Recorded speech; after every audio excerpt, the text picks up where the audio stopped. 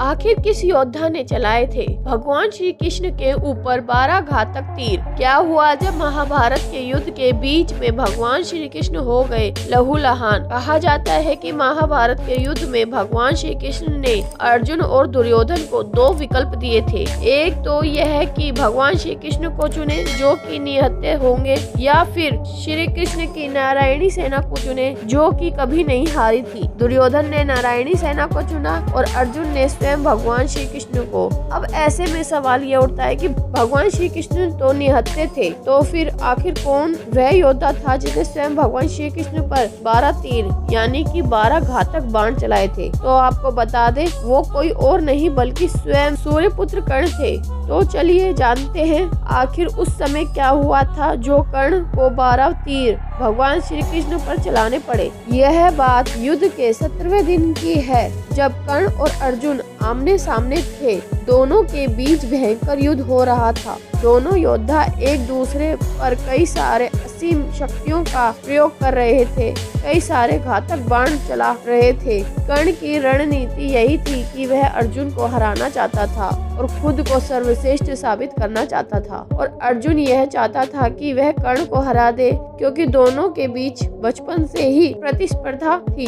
दोनों ही स्वयं को सर्वश्रेष्ठ धनुर्धर मानते थे। फिर वह समय भी नजदीक आ गया जब कर्ण ने अर्जुन को हराने के लिए सर बाण चलाने का निर्णय लिया। इस बाण को कर्ण ने कई वर्षों से अर्जुन पर प्रहार करने के लिए संभाल कर रखा था। वास्तव में यह बाण पाताल लोक के अश्विन नामक एक नाग था जो अर्जुन का परम शत्रु था, और उसकी शत्रुता का मुख्य कारण था खांडव वन में अर्जुन ने उसके घर को उजाड़ दिया था और सर्प जो वहां रह रहे थे उन्हें खांडव वंश से जाने के लिए मजबूर कर दिया था। अश्विन तभी से अर्जुन को मारने के लिए मौके की तलाश में था। कई सारे धार्मिक सीरियल में, महाभारत में आपने देखा होगा कि यह तक्षक नाग था जो अर्जुन को मारना चाहता था।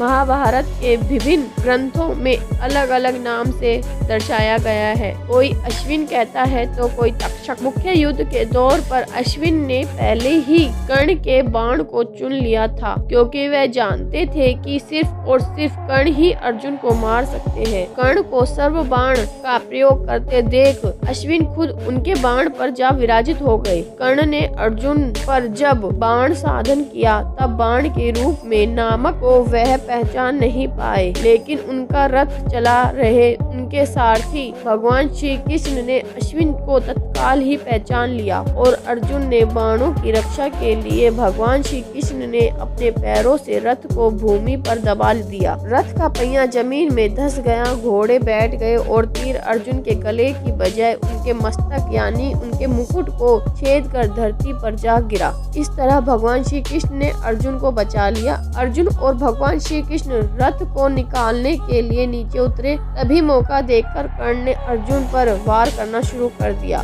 और तभी अर्जुन की ढाल बने स्वयं कृष्ण उनके बीच आ गए और 12 घातक बाण जो कर्ण ने अर्जुन को मारने के लिए चलाए थे वह जाकर श्री कृष्ण के शरीर में धंस गए। और यह सृष्टि के रचयिता भगवान विष्णु के अवतार स्वयं भगवान श्री कृष्ण ने उन बाणों का घाव सह लिया। भगवान ने अर्जुन को अश्विन सांप से तो बचा लिया, परंतु वह सर्प अभी भी जिंदा था जो अर्जुन ने 6 तीरों की सहायता से अश्विन के टुकड़े टुकड़े कर दिए थे। और इस तरह भगवान श्री कृष्ण ने स्वयं पीड़ा सहते हुए अपने परम प्रिय अर्जुन को बचा लिया। सिर्फ इसी वजह से कर्ण के 12 तीर स्वयं भगवान श्री कृष्ण ने खाए थे।